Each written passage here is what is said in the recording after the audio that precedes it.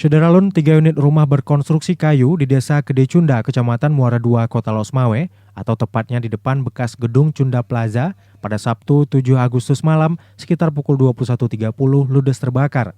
Eksesnya sebanyak 3 kepala keluarga atau 11 jiwa harus tinggal di tenda darurat. Rumah-rumah yang terbakar adalah milik Jelani, 28 tahun, yang selama ini dihuni bersama 3 keluarganya. Lalu rumah milik Indra, 45 tahun, yang selama ini dihuni bersama 4 keluarganya. Serta rumah Diki, 35 tahun, yang selama ini dihuni sama seorang anggota keluarganya.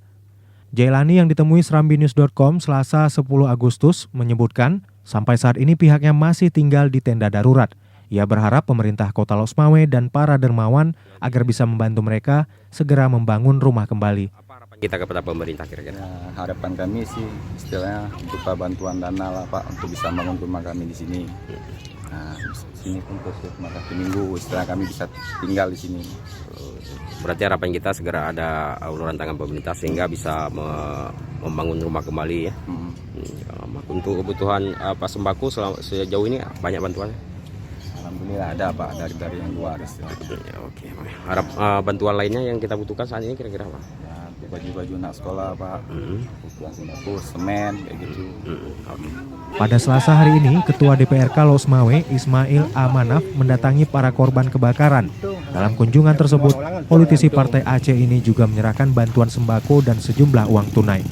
Di samping itu, Ismail mengharapkan agar pemerintah Kota Losmawe segera menyalurkan bantuan lanjutan, sehingga para korban tidak perlu berlama lagi tinggal di tenda darurat. Jadi korban daripada musibah yang tidak kita inginkan, mudah-mudahan dengan musibah ini kita dapat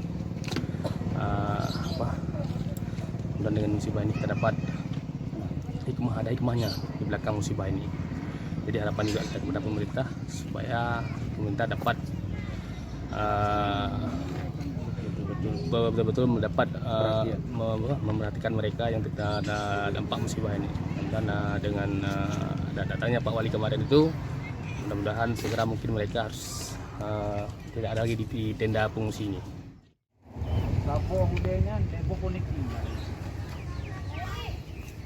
Berarti